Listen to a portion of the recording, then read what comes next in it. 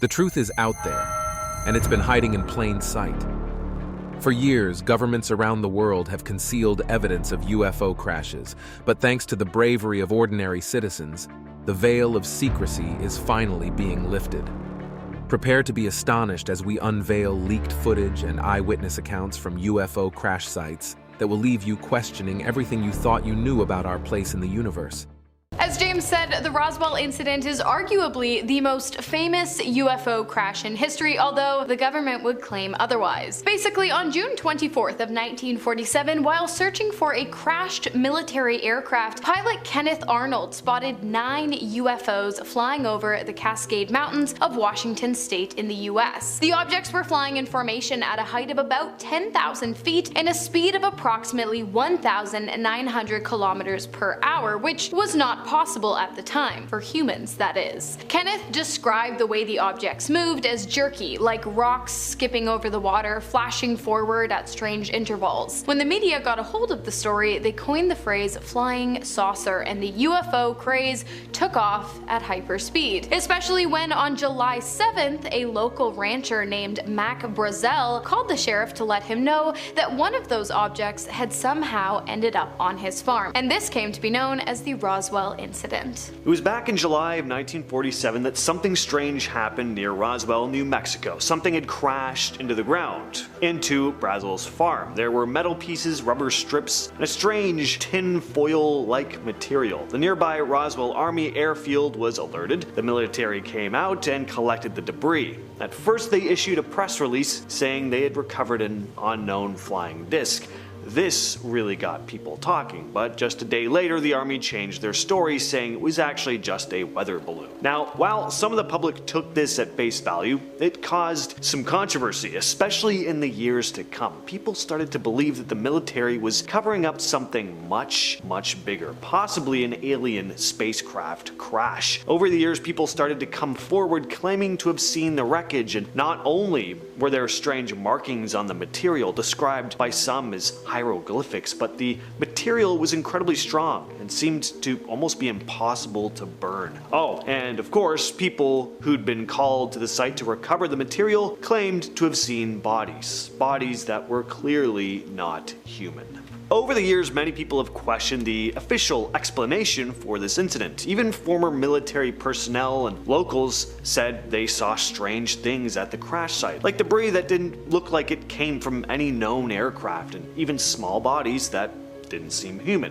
In 1994, the US Air Force released a report saying the debris was from a top secret project called Project Mogul, a project that used high altitude balloons to detect Soviet nuclear tests. They said the unusual materials found were just parts of these balloons and their sensors, but this explanation didn't satisfy everyone. In 1997, on the 50th anniversary of the incident, the Air Force released another report to address the claims about these alien bodies. They said these were actually just crash test dummies used in military experiments, not extraterrestrial beings. But again, a lot of people were and still are highly skeptical of this. The Roswell incident happened less than 2 years after the atomic bombs were dropped on Japan in 1945. Those bombs were created through a secret project that lasted 3 years and had 3 main sites, including one in New Mexico. So if the government could keep the atomic bomb a secret for so long, why wouldn't they be able and willing to hide information about a crashed UFO landing? Plus, little mannequins? I think most people would look at that and be able to tell the difference between an alien and a crash test dummy. So this foreign object that landed on Mac Brazel's farm actually did so a few days prior to him calling into the sheriff's department. To be honest, he hadn't thought much of it until he started reading about Kenneth Arnold flying saucers and UFOs in the papers. Once he learned about the possible presence of technologically advanced ships with no known origin that likely came from outer space, he began to wonder if that was in fact what had landed on his farm just a few nights ago. And so he gathered up some of the debris and took them down to the local police station. In response, the sheriff immediately contacted the nearby army base, and soon intelligence officer Jesse Marcel had arrived on the scene and instructed Brazel to take him to the crash site so that the two could collect more debris.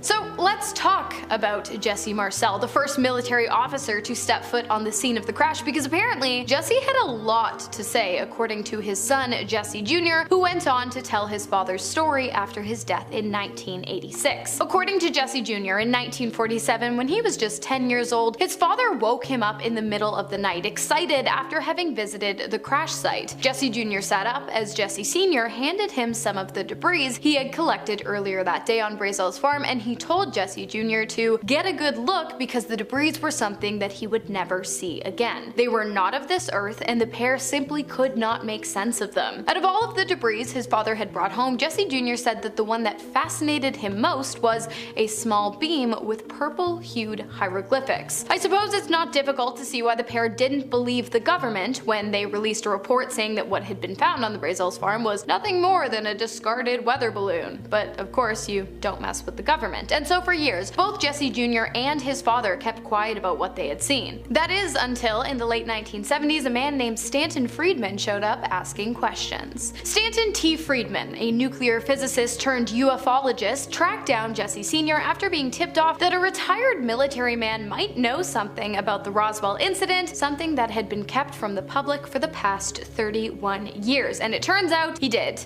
Jesse Sr. told Freeman that the weather balloon story had in fact been a cover-up, and that the original wreckage had been replaced with a weather balloon shortly after military personnel first arrived on the scene. Not only that, but Jesse claimed that despite what their superiors had wanted them to believe, it was incredibly clear to everyone working on the site that the object had in fact been an extraterrestrial spaceship with outstanding craftsmanship and incredibly advanced out-of-this-world technologies. Although, unfortunately, Jesse did claim that he never got to witness the alleged aliens inside of the craft being pulled out, but still, he's ex-military, he was there. It's a pretty compelling case if you ask me. Now, if you know anything about UFOs, you know about the Roswell incident that took place on a farm in Roswell, New Mexico back in 1947. But if you don't, here's the quick notes. In 1947, a UFO crash landed on Mac Brazel's farm. He didn't think much of it until UFO reports started coming out in the local newspaper. Brazel notified local authorities, the Air Force got involved, the crashed object was taken to Area 51, and the whole thing was written off as a crashed weather balloon, despite Brazel and military personnel claiming otherwise. Well, did you know that from 1947 to 2018, the crash site was a designated no-go zone? That's right, the entire area was closed off to the public for an entire 71 years, likely so the government could cover all their bases in ensuring that the public would never know the true nature of the crash. In 2018, the site was finally reopened to the public, but unfortunately, at this point, all evidence of what was most definitely an alien spaceship — you don't close off an area for 71 years because of a crashed weather balloon —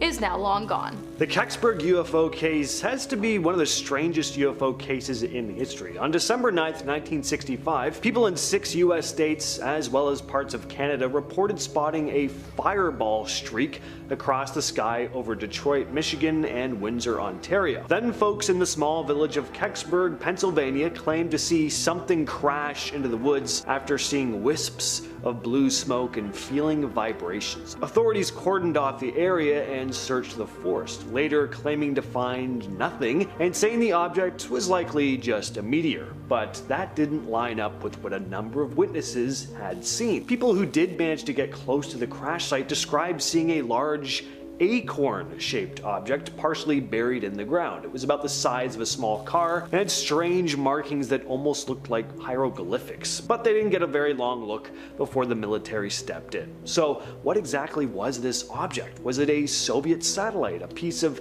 top-secret military equipment? Was it not from Earth at all? This case is nowhere near as famous as something like Roswell, but it has come up on shows like Unsolved Mysteries, and UFO investigators still reference it to this day. But the truth as to what really crashed into the forest is still undisclosed. Since the Roswell incident, New Mexico has been a hot spot for UFO sightings. UFO crashes, however, are far less common, but they still do happen, no matter how much the FBI and the Pentagon wants us to think they don't. Luckily, free speech is still more or less a thing. Or we probably never would have heard of the March 25th, 1948 UFO crash at Hart Canyon Hiking Trail, in which a spacecraft of unknown origins crashed into the mesa and was promptly recovered and covered up by the United States Air Force and 5th Army Division. According to a plaque located at the site, the recovery operation took a total of 2 weeks to complete, and all materials taken from the site were brought to the Los Alamos laboratory for scientific study and evaluation. According to eyewitness reports, the spacecraft was approximately 100 feet in diameter and 18 feet tall, and according to insiders, it had been transporting as many as 16 extraterrestrials who, unfortunately, all died on impact. In the spring of 1941, 6 years before the infamous Roswell incident, something crashed just outside Cape Girardeau, Missouri. A local Reverend William Huffman had been called to perform last rites at the site, and when he arrived, he was shocked to see a strange metallic saucer-shaped object. Around it were small bodies, and the bodies didn't look human. He claimed the bodies were about 4 feet tall, with large heads and eyes and thin limbs. The military quickly took control, removing the wreckage and the bodies, and the incident was hushed up. The story remained mostly a family secret until years later, when Huffman's granddaughter, Charlotte Mann, recounted what her grandmother had told her. According to Mann, her grandfather also saw strange hieroglyphic-like symbols inside of this craft, similar to those described in other UFO crash stories. No official documents confirming the crash have ever been released, but some say this is just another example of a successful government cover-up. While Ohio's Wright-Patterson Air Force Base is not believed to be a secret crash site, many people do claim that it is a place where crashed UFOs are taken to be studied and reverse engineered. Specifically in Hangar 18, the legendary alien warehouse located on the base, where many UFO enthusiasts believe the government hides flying saucer debris, the remains of extraterrestrials, and even live aliens. Speculation of the base began after the Roswell incident in 1947, and it has continued to this day, with many people claiming that reliable sources have confirmed its existence, i.e. former military personnel. One such man was a military pilot named Oliver Henderson, who allegedly told his wife that while working for the base he was required to fly a plane filled with UFO debris and several small alien bodies from Roswell to the Wright-Patterson Air Force Base. Another former pilot, Marion Black Mac McGruger, claimed that scientists at the base conducted experiments on a live extraterrestrial being and ended up killing it. Many other experiments are said to have been carried out at the base as well, although according to the FBI, the Pentagon, and the government, it's just a regular Air Force base where everything is completely above board. On May 21st, 1953, there were a number of reports that a UFO crashed in the desert near Kingman, Arizona, and that the military had quickly swooped in to cover it up. Arthur Stansel, a mechanical engineer working for the Air Force at the time, claimed that he was part of a team that was rushed to the crash site to investigate and recover the debris. He described seeing a small disc-shaped craft partially buried in the ground. It was made of a shiny metallic material, and there were no visible seams or rivets, which made it look like it was molded from a single piece of metal. It was unlike anything he'd ever seen, and he also claimed to have seen the body of a creature being held in a tent next to the crashed aircraft, stating he saw, quote, the dead body of a 4-foot human-like creature in a silver metallic suit. The skin on its face was dark brown. And of course, this was all covered up, with the material being loaded onto trucks and transported to an undisclosed location. I have to say, I love a good whistleblower moment, especially when the whistleblowing is being done by military veterans in open court, and it's regarding the evidence of little green men. What a time to be alive. In July of 2023, 3 military veterans testified in a Congress hearing about UFOs and claimed that the United States government had been operating a secret UFO reverse engineering program for at least the past few decades. Claims were also made that the United States did in fact recover non-human biologics from certain alleged crash sites. Of course, the veterans were unable to go into extensive detail about the missions and operations that led to the discoveries and projects involving UFOs because they are obviously classified. But the simple act of the 3 men, Ryan Graves, Executive Director of Americans for Safe Aerospace, David Grush, retired Air Force Major, and David Fravor, retired Navy Commander, openly admitting to the existence of both UFOs, alien life forms, and secret government programs regarding the two in open court, it's pretty huge. On November 9th of 1974 in Carbondale, Pennsylvania, 3 teenage boys reported seeing a glowing object streaking across the sky before crashing into a nearby pond. They described the object as round and emitting a strange light, which continued to glow even after it hit the water. People started showing up at the scene, gawking at this mysterious object in the pond, and as word spread, more and more people gathered, and soon local police and fire departments arrived on scene. Witnesses claimed they saw them retrieve a small metallic object, which was then covered and taken away on a truck. Official explanations later claimed that this object was just a railroad lantern that had been thrown into the pond, but some weren't so convinced, and even today people still wonder if something more mysterious had actually plummeted into the water that night. The Tunguska event of 1908 remains one of the most mysterious occurrences in modern history, with a massive explosion leveling over 2,000 square kilometers of Siberian forest. Official explanations point to a meteorite or comet exploding in the atmosphere, but no impact crater was ever found. Some believe that the explosion was actually caused by a crashing alien spacecraft or even a high-energy alien weapon test gone wrong. The idea is that the lack of concrete evidence and the remote location made it the perfect event to cover up as a natural disaster. Supporters of this theory argue that the unusual patterns of destruction and the strange eyewitness reports, like seeing a fiery object streaking across the sky, suggest something far more extraordinary than a mere space rock. Could it be that this massive blast was actually an alien encounter that governments have quietly swept under the rug? The Great Fire of Rome in 64 AD was a catastrophic event that engulfed the city in flames for 6 days, leaving massive destruction in its wake. While history often blames the fire on Emperor Nero's negligence, or perhaps even his malicious intent, some alternative theories offer a far more intriguing explanation: an alien mishap. According to this theory, the fire wasn't a result of human actions at all, but rather the crash or malfunction of an extraterrestrial spacecraft or weapon. To prevent mass hysteria and conceal this shocking encounter, the story goes that Emperor Nero pointed fingers at the Christians, using them as scapegoats to divert attention from the true cause. The rapid spread and intensity of the blaze, coupled with the strange accounts from that time, have led some to speculate that Rome's fiery disaster might actually have been an alien incident covered up by the Empire to avoid panic and maintain control. The Battle of Los Angeles in 1942 is one of the most puzzling events in wartime history. In the early hours of February 25th, air raid sirens blared across Los Angeles, and anti-aircraft firearms lit up the night sky, firing over 1,400 shells at what was believed to be an enemy aircraft. However, no aircraft was ever recovered, and there was no evidence of a Japanese attack, so what were they shooting at?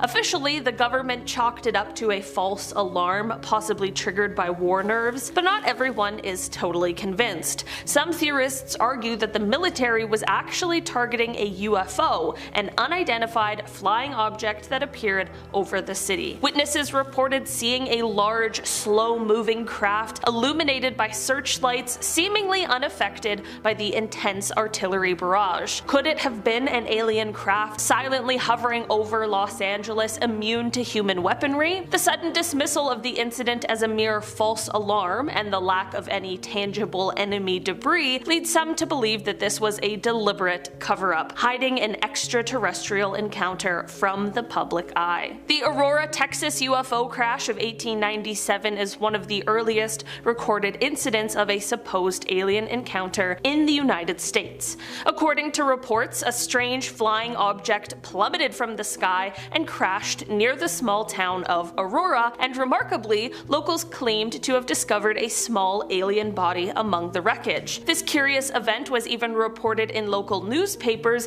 detailing not just the crash but also the burial of the alien being in the town cemetery. However, the story was quickly labeled a hoax by authorities, with skeptics dismissing it as a prank or a case of mistaken identity. But why was it so swiftly swiftly swept under the rug. Some believe the dismissal was a deliberate cover-up to avoid public panic and to keep the public in the dark about the possibility of extraterrestrial life. The sudden shift from serious news coverage to complete denial raises eyebrows, suggesting that something far more extraordinary than a mere hoax might have occurred that day in Aurora. Starting off this list, in our number 10 spot we have the 1976 Tehran incident. The 1976 Tehran UFO incident is a notable case in UFOlogy that took place on September 19, 1976. The incident involved a luminous object that was observed hovering over the city by two F-4 Phantom II jet interceptors of the Iranian Air Force. The object was detected on radar and appeared to be capable of jamming the communication systems of the jets. The pilots reported that they saw a brightly lit diamond-shaped object that emitted a green light, and they attempted to engage it with missiles. However, the object evaded their attempts and quickly disappeared. At a pilots conference in 2007, one of the pilots in this incident, Parvez Jafari, said he attempted to fire at the UFO, but something strange was preventing him from doing so. He said, quote, "My weapons jammed and my radio communications garbled." The incident was investigated by the Iranian government and the US Defense Intelligence Agency, and it has been the subject of much speculation and debate among UFO enthusiasts. Some argue that the incident was evidence of extraterrestrial activity, while others suggest it may have been a secret military experiment or some kind of atmospheric phenomenon. Despite the official investigation, the incident remains unresolved and its true nature remains a mystery. In our number 9 spot today we have the McMinnville UFO photographs. The McMinnville UFO photographs are a series of 2 photographs taken by Paul and Evelyn Trent on May 11, 1950 in McMinnville, Oregon. The photos depict a metallic disc-shaped object in the sky with trees and buildings visible in the foreground. The Trents claimed that they saw the object hovering in the sky and were able to capture it on camera. The photographs quickly gained widespread attention and were widely circulated in newspapers and magazines, and they were also examined by several experts, including the US Air Force, which conducted an investigation known as Project Blue Book. Famous project here on Most Amazing Top 10. The Trents maintained that the photographs were genuine and that they had not tampered with them in any way. However, some skeptics have suggested that the photographs may have been hoaxed or that the objects in the photographs were just a common object. Despite the controversy surrounding the photographs, however, they remain one of the most famous and well-known UFO sightings in history. The photographs have been the subject of numerous articles, books, and documentaries, and have inspired countless discussions and debates about the existence of UFOs and extraterrestrial life. In our number 8 spot today, we have the USS Nimitz Tic Tac UFO incident. This UFO sighting comes from 2004. On November 14th of that year, the USS Princeton noticed an unknown aircraft of some sort that was about 100 miles off of the coast of San Diego. For 2 weeks prior to this, the crew had been tracking a strange flying object that would start out at about 80,000 feet before extremely quickly dropping to hover right above the Pacific Ocean. Commander David Fravor and Lieutenant Commander Jim Slate went over in 2 fighter jets, and when they arrived, they saw what at first appeared to be churning water while there was an oval shape just below the surface. After this, the white oval-shaped object appeared above the water, but it had no markings on it.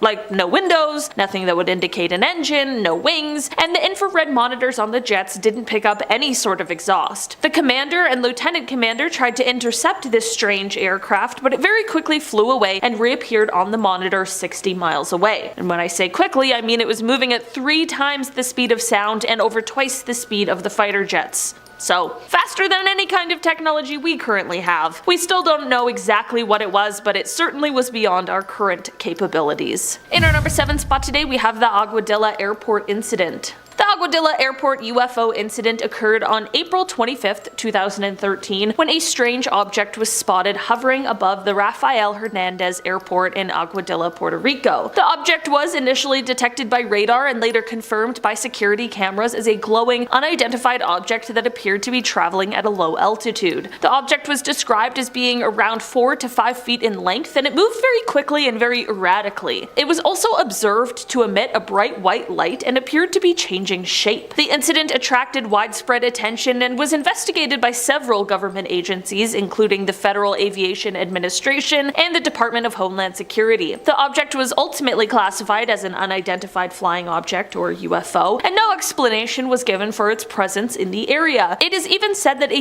US Customs and Border Protection aircraft actually captured infrared video of the incident that was given to the Scientific Coalition for UFOlogy by a whistleblower. This video is said to show the UFO traveling at super low altitudes, sometimes lower than the treetops, but at speeds close to 100 miles per hour. The Aguadilla Airport UFO incident is considered one of the most significant UFO sightings in recent history due to the high level of documentation and the involvement of government agencies. It continues to be a topic of discussion and speculation among UFO enthusiasts and researchers, and has contributed to ongoing efforts to uncover the truth about the nature and origin of UFO sightings around the world. In our number 6 spot today, we have the Project Blue Book sighting. Air Force Lieutenant Colonel Richard French was once tasked with being an investigator for Project Blue Book, which was the name used to describe a study of UFOs conducted by the United States Air Force from March 1952 to December 17, 1969, when the project was terminated. Okay, we talk about Project Blue Book a lot. You gotta know what it is. While his job was meant to be to investigate and essentially debunk UFO sightings, later in life he took to Congress to stand up and explain his own UFO encounter that he was never able to explain away. The moment that truly stuck with him all of these years took place back in 1952 when he was sent off to Newfoundland after there were reports of a UFO that had crashed off of the coast of St. John's. As he arrived to the scene, there were at least 100 people who all stood and stared into the water, and as he was able to follow their gaze and see what they were all looking at, he couldn't quite believe his eyes. He recalled the water being quite clear, and under it you could see 2 circular crafts, each one approximately 18 feet in diameter. He said that they were both floating just below the surface of the water, no more than 20 feet from the shore, and not only this, but he could also see 2 beings with the crafts. He said, quote, "The first thing I saw was the UFOs, and it was apparent to me that they were doing something to the craft, and I couldn't really tell what because they were on the bottom side of it and not visible to me except when they would occasionally get over to the side where I could see them." He claims he watched on as the beings worked on the craft until one of them raised out of the water and disappeared, but not before accelerating to speeds in the neighborhood of 2,500 to 3,000 miles per hour. Starting off in our number 10 spot, we have the organic object. Leland Melvin is an American engineer and retired NASA astronaut who served on board the Space Shuttle Atlantis as a mission specialist. He is an incredibly brilliant man with an incredible resume and possibly has one of the best NASA photos of all time, but it's his expertise and intelligence that really makes this story so unnerving. He claimed that while on a space mission as he was orbiting Earth, which is definitely the coolest beginning for a spooky tale, but also really sets the stage for a multitude of horrifying things that could be about to happen. While he was on this mission, he said he saw a quote alien-like organic object. NASA disputed his claims and said that what he saw was just ice, but I feel like I trust the person who actually saw it with their own eyes. Leland went on to write that whatever he saw was quote translucent, curved, organic looking. I have no explanations to offer, but I will say it certainly is interesting and kind of terrifying, and it only adds more horror to the story when you realize that they tried to cover it up. In our number 9 spot today, we have Levelland. This incident took place in 1957 in Levelland, Texas, and actually was the inspiration for a scene in the film Close Encounters of the Third Kind. In the real-life incident, dozens of citizens from across the city began individually reporting seeing a rocket or strange set of lights or some sort of unidentified object, but that wasn't it. Whatever these citizens were seeing was also reportedly interfering with their vehicles as well. Engines were suddenly just dying out and lights were cutting out. If this happened just 1 or 2 times, this could have been some kind of a really strange coincidence, but it was way too many instances. Something else had to have been at play. The authorities at first thought that the reports were a hoax until they too saw the strange lights as they began to investigate. This is where Project Blue Book came in to also investigate, and they came up with quite the conclusion. They claimed that whatever had happened here was simply just a case of an electrical storm and ball lightning that caused the lights in the mechanical malfunctions. That's super reasonable, but the catch with this explanation is that there were no reported thunderstorms in the area that night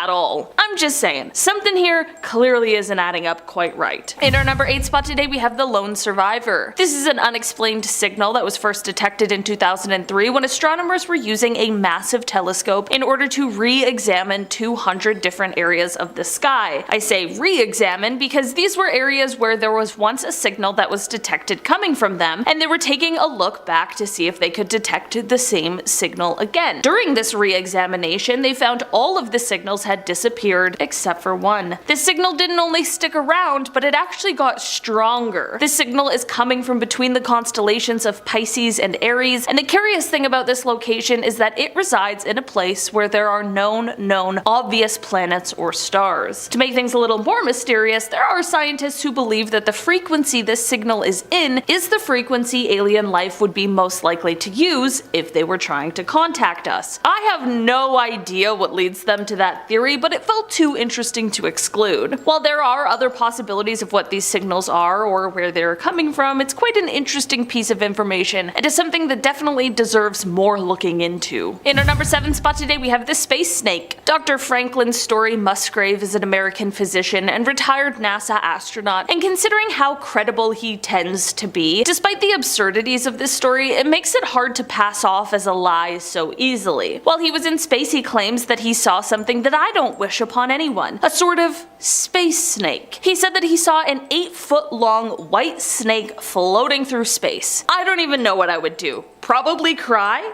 Probably call Houston? I'm not sure. There are many people who think that this was simply just a detached hose from the spaceship, but Dr. Musgrave remains adamant on what he saw, and to be completely honest, I believe him. Maybe his mind was playing tricks on him. I mean, I don't know what happens in space, but I do find it really hard to believe that this person, who would likely be really familiar with the parts of a spacecraft, mistook a hose for a snake. Also, how would they not notice an 8-foot-long hose missing?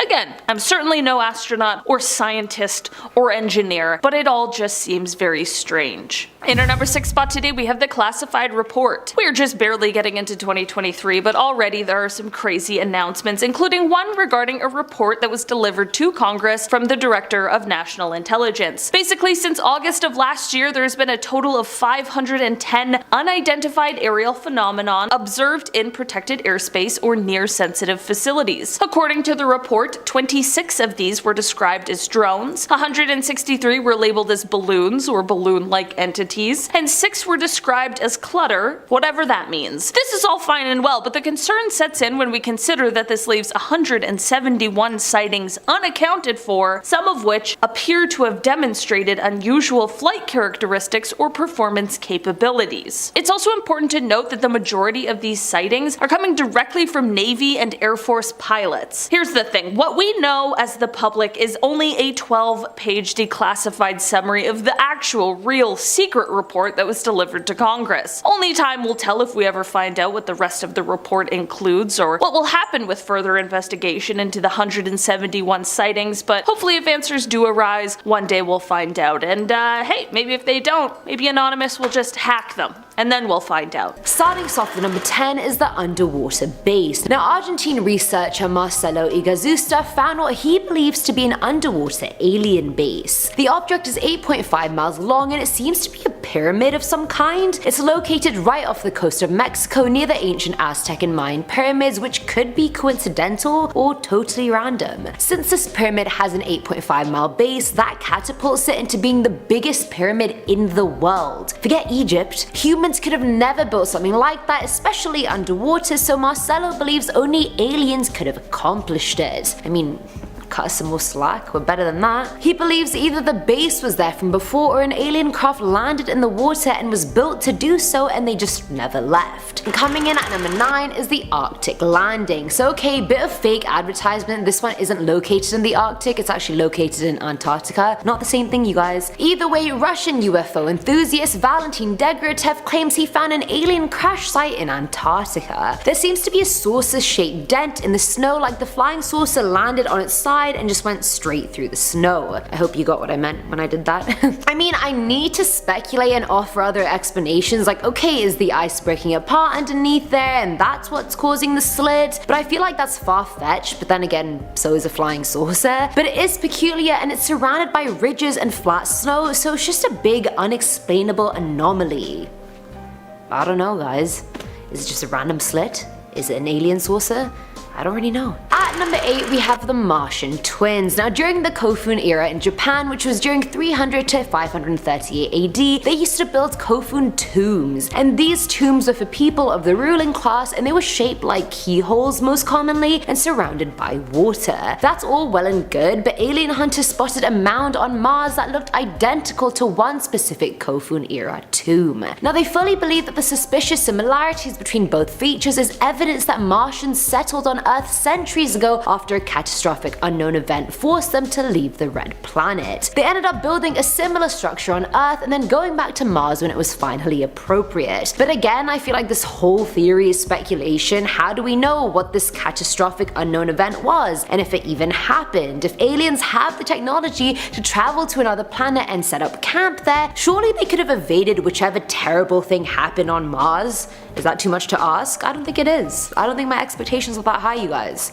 Plausible. Filling our number 7 slot is the alien base. Now back in April of this year, a few UFO hunters were searching Google Earth for some sus looking and boy did they find it. There's this really weird 500-meter long object off the coast of Antarctica that from the top looks like an iceberg but literally isn't. The left of it is oddly straight and the top has vertical ridges on it, making it not look like an iceberg at all. According to UFO Sightings Hotspot, it doesn't fit the description of an iceberg, and I quote, "I'm not an iceberg expert, but this object is really peculiar and looks like a vessel disguised as an iceberg." I have to fully agree with you, honestly. I feel like the aliens were probably like, hey, just cover the top in an ice sheet. These dumb humans won't notice the difference. But we did. We are on to you. Dumb humans. May have taken us a few years, but we got there. Now at number 6 is bad parking. I just found this one hilarious because alien life is meant to be so advanced and ahead of us, and I look at this image and I'm like, were you drunk driving? Like, this is shockingly bad. Now the image was located by YouTube channel Secure Team 10, who found it crash landed in a restricted part of Arizona with a white blacked out car parked next to it. CIA perhaps? Probably. Now the flying saucer looks really old fashioned if anything, like it's not slick or thin, and I'm pretty sure it landed upside down, which is what's really funny to me. Like, how do you mess up a landing that badly? Maybe the aliens decided to take one of the old ones for a ride and then didn't realize how outdated it was, and then boom, disaster, flipped it over. You're gonna be grounded when you get back to your planet. Coming in at number 5 is the slit. In the very remote British territory of South Georgia, a really strange thing was found in the snow, and no, we're not talking about my ex, but wow, he keeps popping up in these videos. Now alien hunting YouTube channel Secure Team 10 found a slit in the snow that they claim has all the signs that point to a UFO crash landing. It has the exact trajectory of an angular flying object that came to a screeching halt in the snow. Now the imprint isn't a plane, otherwise we would have known. It's not military craft, or we would have known, and the crash is too narrow and small to be anything other than an alien craft. But I mean, I don't really know. I think calling every weird slit in the snow an alien crash landing is a bit of a cop-out, but alien hunters clearly know better than I do, so I'ma just leave it to the experts. At number 4 is the flying saucer. Clearly you can tell I'm running out of title ideas, and I mean there's only so many different ways you can say spaceship, okay? Either way, YouTube channel Secure Team found an image on Google Earth that they believe is a flying saucer. Located in the South Pole, the circular object in question is sticking out of a mountain amongst the snow. But the rocky areas around it are quite rigid and randomly cut, whereas this object is oddly round, and like perfectly round at that. And I can't zoom in enough to tell if it's just a round cut of water that's randomly there or if it's actually alien aircraft. But since I've never seen alien aircraft, I don't even know. Even if I could zoom in, would I know? Who knows? Now there's like a thinner outline inside the actual outline of the round bit, which seems unnatural to me. Like there's no way that bit's natural. Has to be man-made or alien made. But I feel like zooming in more is necessary to get an actual conclusion, and alas, I can't do that. And I'm definitely not gonna go to Antarctica just to find out.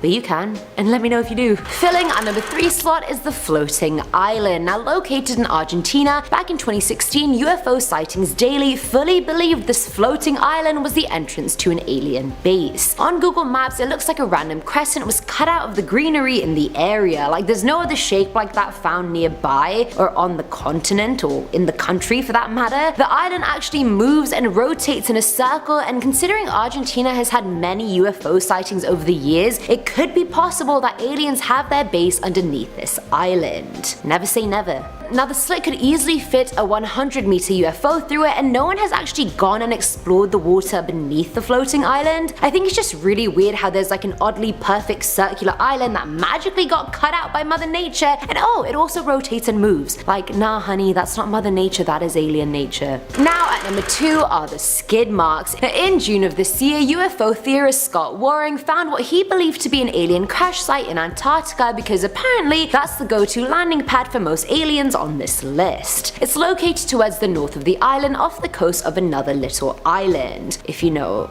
what that means, because I don't, since I'm not an Antarctica expert. Now on the image, he claims part of the UFO's wing is folded up and its concave area is severely dented. There are evident burn skid marks trailing behind the craft, and the craft itself looks to be made of some metallic material. The craft is apparently 96 meters long, while the trail it left behind it is nearly 450 meters long, so clearly it was a really rough landing. And finally, at number 1 is the debated. So even though this one has been debunked, I put it as number 1 because it was so widely believed to be an alien crash landing site for so long before, you know, it obviously wasn't. Now the satellite image shows a mountainous island off the coast of Antarctica. Now in the smooth snow, there's a block of something that's crashed into the snow, leaving a long deep trail behind it. I mean, and I get the allegation, it's narrow, and how often do things really crash into Antarctica unless it's a UFO? From this list, clearly, so I get why the thought was there. And the trail is quite long, but if you follow the trail back, you'll see the trail goes back to a mountain peak and a bunch of disturbed snow. And how many times did I just say trail in the last 30 seconds? Now people believe an avalanche occurred and debris was what the object was, or perhaps it was a trapped submarine, I don't really know. Either way, debunked, finally.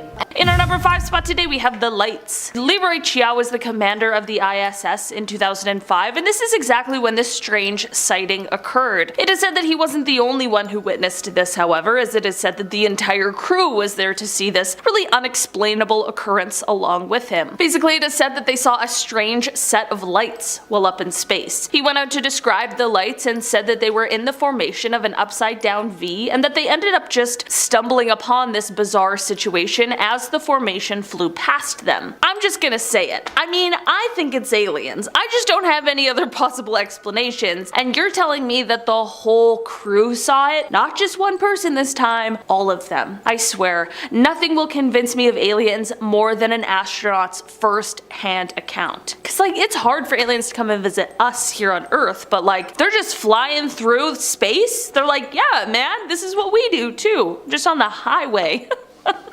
Okay, sorry, I'm going a little crazy. In our number 4 spot today, we have the Lubbock incident. On August 25th, 1951 in Lubbock, Texas, a group of scientists from Texas Technical College were all hanging out in the backyard of geology professor Dr. W.I. Robinson. They were all chilling, enjoying each other's company, until around 9:20 p.m. when they saw something strange. It was a V-shaped formation of 15 to 30 bluish-green lights passing overhead. They were completely confused over what it could be, but figured that the lights would likely reappear, which they did. About an hour later, the lights reappeared, and at this point, all of these scientists knew that they had witnessed something exceptionally interesting. But what was it? The scientists weren't the only one to witness the lights either. About 350 miles away in Albuquerque, New Mexico, an employee of the Atomic Energy Commission's top secret Sandia Corporation, who had a high-level Q security clearance, had been sitting outside with his wife, quote, gazing at the night sky, commenting on how beautiful it was, when both of them were startled at the sight of a huge airplane flying swiftly and silently over their home. On the aft edge of the wings, there were 6 to 8 pairs of soft, glowing bluish lights. There were more sightings as well, all reporting a similar thing. The group of scientists began investigating, tracking the lights, which they had witnessed 12 more times. They measured the angle of the flights, they tracked the speed, and they attempted, unsuccessfully, to try and measure the UFO's altitude. Here's the deal with this though, the government did end up investigating, but the official explanation for these lights is the most cryptic message I've ever seen. It read, quote, "I thought that the professor's lights might have been some kind of birds reflecting the light from mercury vapor streetlights, but I was wrong. They weren't birds. They weren't refracted light, but they weren't spaceships. The lights that the professors saw have been positively identified as a very commonplace and easily explainable natural phenomena." I can't divulge exactly the way the answer was found because it is an interesting story of how a scientist set up complete instrumentation to track down the lights. Telling the story would lead to his identity, and in exchange for his story, I promised the man complete anonymity. Despite people claiming that this mystery has been solved, by this explanation, people are left with a lot more questions than answers. You know? It's just some natural phenomena. We're not going to tell you which one though. In our number 3 spot today we have glowing green. Gordon Cooper is a well-known astronaut after having flown the Mercury 9 and the Gemini 5, and in fact he was the last American to spend time in space alone. But despite all of these exciting accolades, I want to take you back to May 15th, 1963. Here he was sent off into space in a Mercury capsule for a 22-orbit journey around the Earth, and while on this journey he saw something extremely unsettling. A glowing green object that would approach his capsule. During his final orbit, he did tell the tracking station of this object that was quickly approaching his capsule, and they were able to pick up this UFO on their radar, but once Cooper landed, reporters were told that he was not allowed to answer questions regarding this UFO. It's even more interesting considering how Gordon has been a very vocal and firm believer in UFOs, so I have to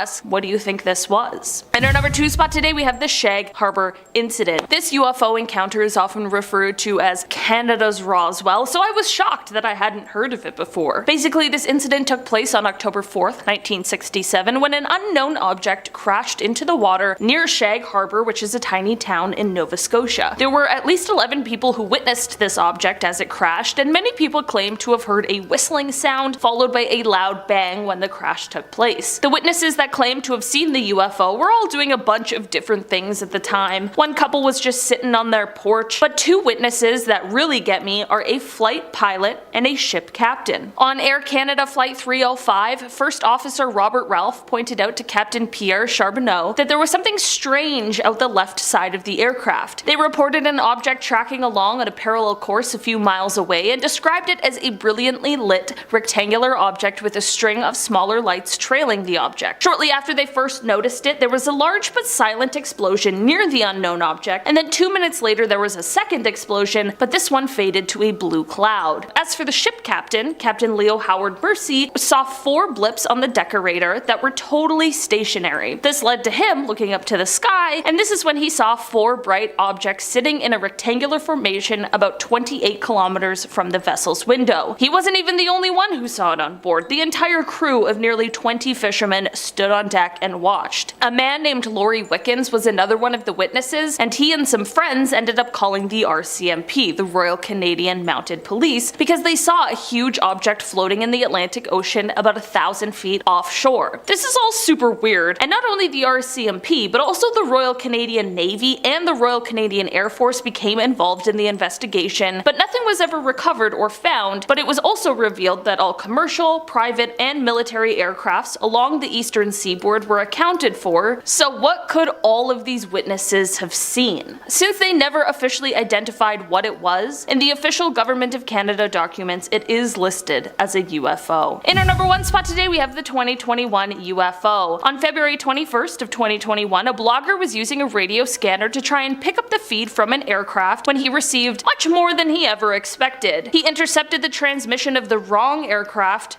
but at the right time. As an American Airlines flight was headed from Cincinnati to Phoenix around 1:19 p.m., the pilot came on the radio to ask the question, "Do you have any targets up here? We just had something go right over top of us." After this, he followed up with, quote, "I hate to say this, but it looked like a long cylindrical object that almost looked like a cruise missile type of thing moving really fast right over top of us." Not only were FAA air traffic controllers not able to see any object in the area on their radar scope, but they still have been unable to identify exactly what it could have been. This does happen more often than any of us really know, and it is possible that the object could have been a part of some covert military or navy operation, but it certainly raises some alarm bells that it was unable to be tracked in any sort of capacity. I wonder if this is one of these stories that will remain a mystery, or if one day we'll get some sort of answers as to what exactly happened here. In our number 5 spot today, we have the Coyne-Mansfield helicopter incident. The Coyne-Mansfield helicopter UFO incident occurred on October 18, 1973, when 4 members of the Ohio Army National Guard were flying in a helicopter over Mansfield, Ohio. Suddenly, they encountered a large metallic disc-shaped object that was hovering in the sky. The object began to move towards the helicopter, causing the crew to take evasive maneuvers. Despite their efforts, the object continued to follow them, eventually passing overhead and disappearing into the distance. The crew reported the incident to their superiors, and an investigation was launched by the military and the Federal Aviation Administration. The incident received significant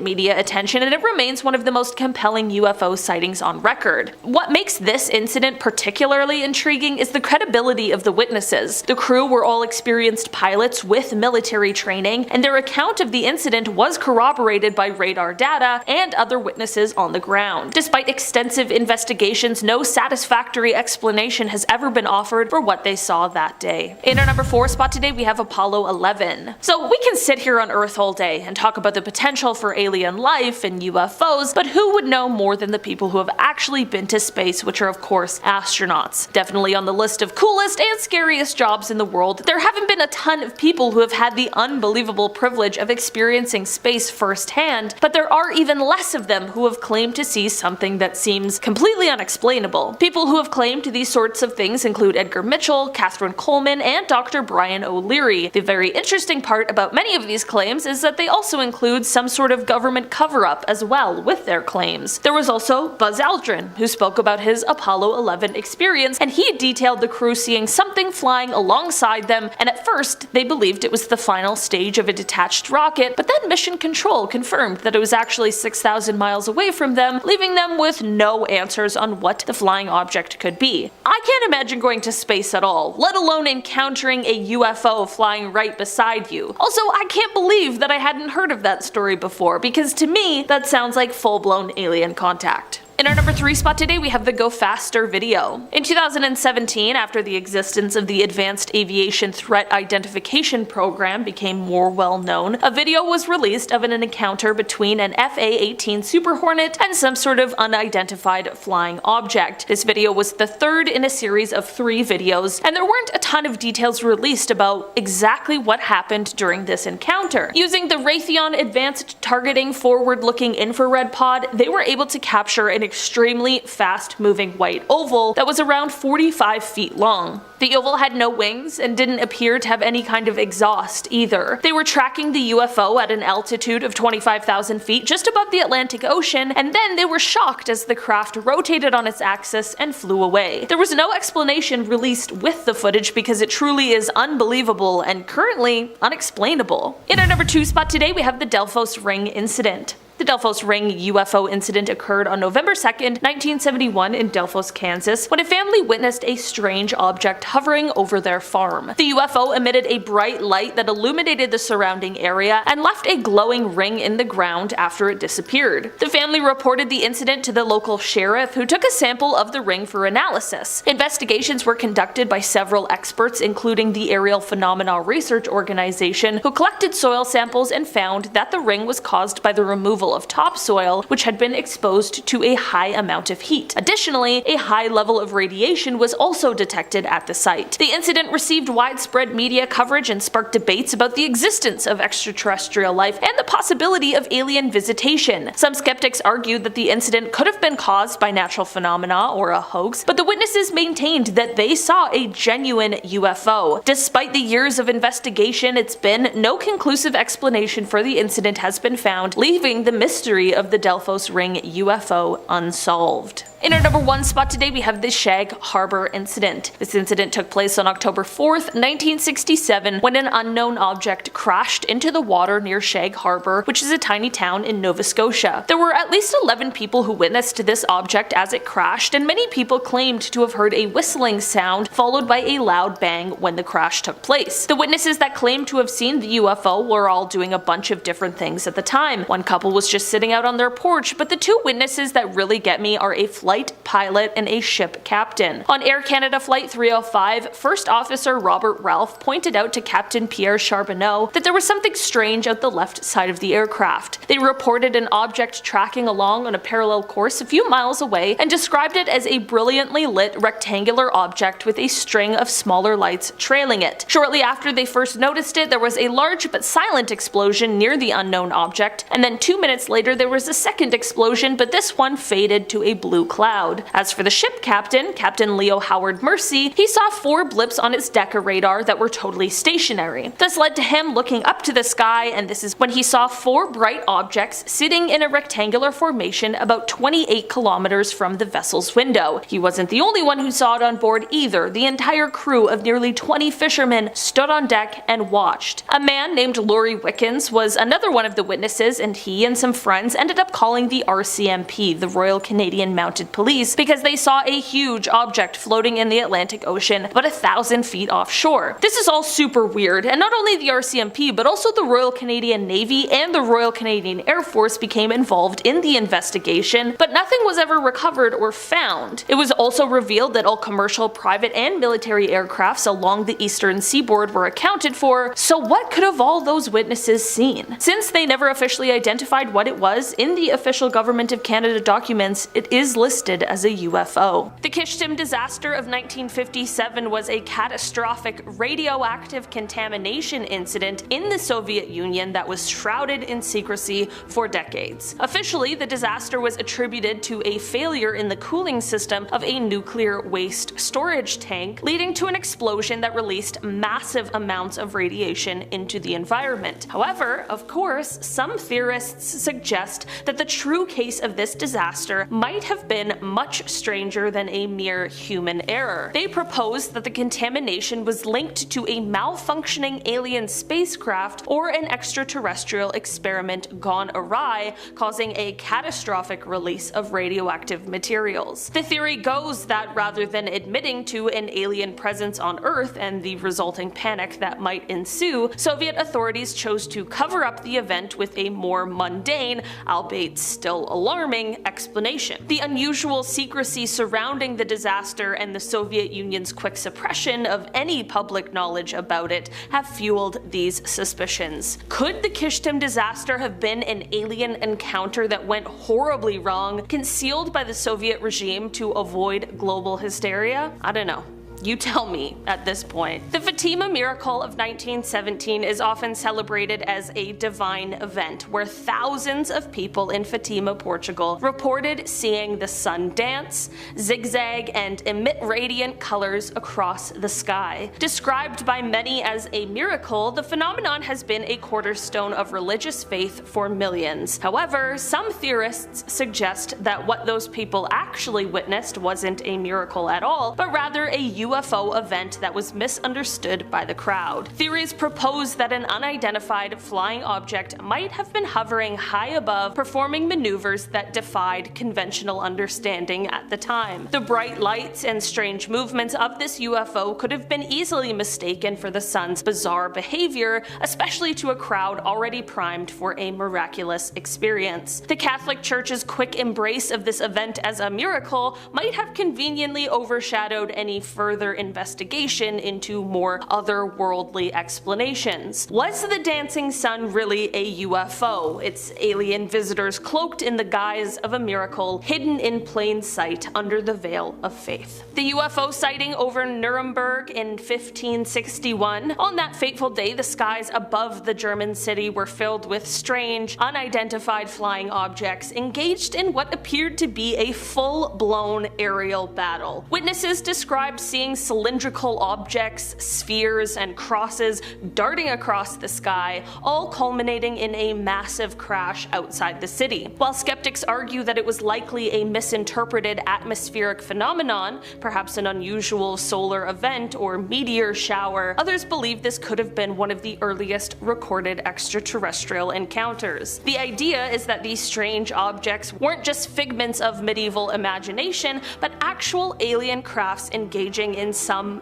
unknown conflict. The quick dismissal of the event as a natural occurrence, despite the detailed and widespread witness accounts, has led some to speculate that this was a deliberate attempt to downplay what might have been an alien visitation. The Washington, D.C. UFO incident of 1952 left the nation's capital in a state of shock and awe as multiple unidentified flying objects were seen darting across the skies over several nights. These mysterious crafts were not only visually observed by pilots and residents, but also tracked on radar, showing movements that defied the known capabilities of any aircraft at the time. The objects displayed sudden acceleration, sharp turns, and speeds far beyond what human technology could achieve in the 1950s. Despite the compelling evidence, the US Air Force was quick to dismiss the sightings, attributing them to a weather phenomenon called temperature inversion, which they claimed could create radar anomalies and optical illusions. However, this explanation didn't sit well with everyone, particularly those who witnessed the bizarre events firsthand. Many believe the official story was a calculated cover-up to avoid mass panic and to keep the truth about extraterrestrial visitors hidden. The erratic movements and evasive maneuvers of these UFOs suggest they were more than just a mirage or a radar glitch, possibly pointing to a genuine encounter with alien technology that authorities decided was better left unexplained. The Cape Girardeau UFO crash of 1941 is one of the lesser known yet very compelling stories that hint at early contact with extraterrestrial life. According to reports, a mysterious object crashed near Cape Girardeau, Missouri in the dead of night. Witnesses claim that among the wreckage, small alien-like beings were discovered, and a local reverend was even called to perform last rites for these strange entities. The eerie details don't stop there. Rumors suggest that the military swiftly intervened, collecting the wreckage and warning locals to remain silent about what they had seen. This incident predates the more famous Roswell crash by several years, suggesting that the US government might have known about extraterrestrial visitors much earlier than commonly thought. The fact that this event was quickly hushed up and dismissed as a non-event definitely raises some eyebrows. Could it be that the crash represents one of the first attempts to cover up an alien encounter, keeping the existence of extraterrestrials a secret from the public? With so few records and the story relegated to local whispers, it certainly seems like an intentional effort to bury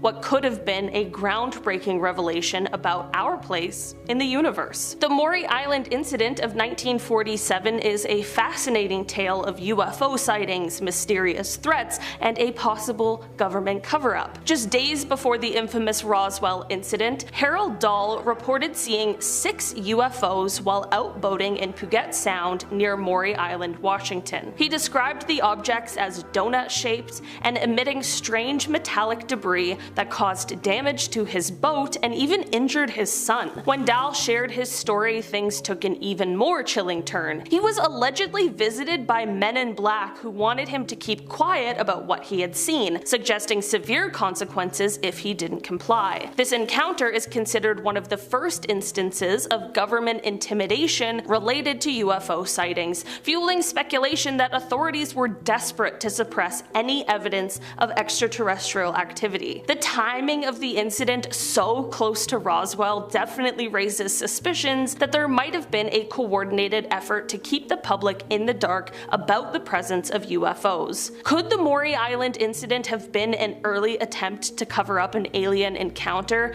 using fear and secrecy to prevent the truth from coming out? Prior to 1967, Shag Harbor, located at the southern tip of Nova Scotia, Canada, was a pretty understated fishing village. and then a UFO came to town. On October 4th, around 11:20 p.m., residents of Shag Harbor watched as a mysterious object descended from the sky and crash-landed on the water. Witnesses claimed that the craft had 3 to 4 glowing orange lights and that it was about 60 feet in length. After landing in the water, the lights began to dim until eventually all that was left was a yellowish foam, indicating that the craft had either moved too distant to be seen or that it had sunken into the icy waters of Shag Harbor. Authorities searched the area until about 3 a.m., but nothing was ever found, nor has it been to this day. Although it was confirmed that the object was not a civilian or military aircraft, all of those had been accounted for. The day after the incident, the Rescue Coordination Center filed a report with Canadian Forces Headquarters claiming that something had in fact touched down in the waters of Shag Harbor and that it was of unknown origin. As I said, to this day, the object has yet to be recovered. Maybe we'll get lucky this year. On April 18, 1962, people across multiple states witnessed something flying through the sky, which eventually crashed near the Nellis Air Force Base outside Las Vegas. The object was tracked by NORAD, which made its way across 10 US states. The object was described as a bright red or blue fireball. It was first seen on the East Coast just outside of Syracuse. Things got even stranger when the object apparently landed at one point. An Air Force spokesman said the object was on the ground for about 42 minutes and that during this time a nearby power station mysteriously lost all power. As soon as the object took off again, the power was restored. The Air Force sent out jets which pursued it across the country. Then over the Mesquite Range in Nevada, the UFO exploded in a brilliant glare that was so bright it was visible over 5 states. What makes this case so incredible is the number of witnesses. Having crossed from the East Coast to the West Coast, the UFO was seen by thousands of people. But was it just a meteor or was it something else? That whole part about it landing and then cutting off power, that's very strange. That has not been explained. There are also witnesses aside from Brazos claiming to have seen some strange things. So many of these witnesses stayed silent for years, but eventually began speaking out to close friends or family about what they'd seen, still fearing repercussions from the government. There was another crash site about 40 miles from Brazos Ranch where more wreckage and alien bodies were said to be being recovered. A firefighter who went to this site claimed that he saw a large disc in the ground and several small non-human bodies nearby. He said that military officials told him to keep quiet about what he saw. Sergeant Melvin Brown also shared his experience. He said he rode in a truck with the bodies from the crash site to Roswell Field and then stood guard at the hangar where they were first kept. He was instructed not to look under a tarp, but he got curious and he peeked. He claimed he saw 2 alien bodies. The government has always denied his claims, but several people who were there or knew people who were there have said they saw wreckage and bodies arrive at Wright Field. Retired General Arthur Exon stated that a top secret committee was set up to oversee the investigation of this and other classified UFO incidents. After the Roswell crash, the debris was secretly flown from Fort Worth, Texas to Wright Field in Dayton, Ohio. At Wright Field, Lieutenant Colonel Arthur Exon, who later became the base commander, recalled that some of the material was very thin, but incredibly strong. And it wasn't just metal that arrived at Wright Field either. At the second crash site a few miles from the first, they discovered a smaller, more intact craft and 4 bodies lying nearby. These bodies did not look human. Again, according to witnesses, the bodies were described as being in fairly good condition despite having been exposed for 6 days. Some parts of the bodies have been chewed on by animals. Descriptions from those who saw the bodies are pretty consistent. They were said to be 4 to 5 feet tall, with big heads, large eyes, and small mouths. Basically your classic idea of an alien.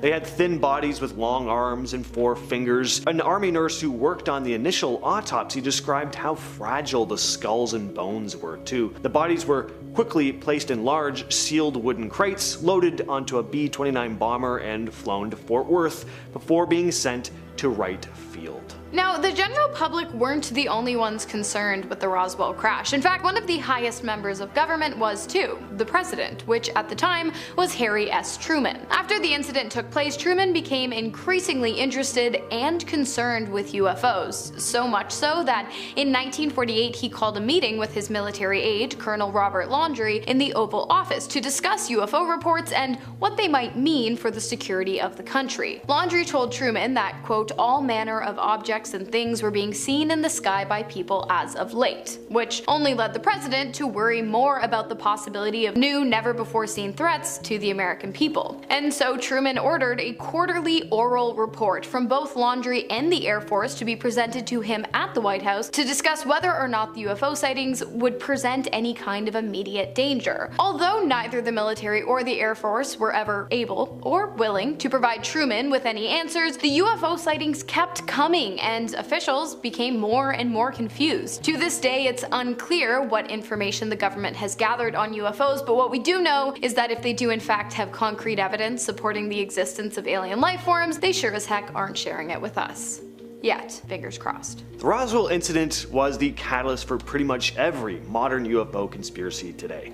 Before Roswell, the idea of aliens was just that, really, an idea. But when stories about this mysterious crash hit the papers, it really changed the public's view of the possibility of alien life forever. Suddenly, what people had read about in science fiction and fantasy novels or watched on the big screen was something a lot more concrete. Project Blue Book formed a few years after the Roswell incident, a genuine Air Force program dedicated to investigating UFOs, at least in the early days. Area 51, the mysterious Men in Black, Majestic 12, all of these things started being whispered about in the years following the Roswell incident. Something I want to ask all of you out there, what do you want to see us talk about next? Your suggestions down there in the comments. We'll be sure to check it out. Catch Cheers. you next time. Want to see more videos like this one? Check out this video next. Viewer discretion advised. It's about disturbing real-life demon photos that you won't believe are real, but have been confirmed by the Pope himself. Click the video now to find out more.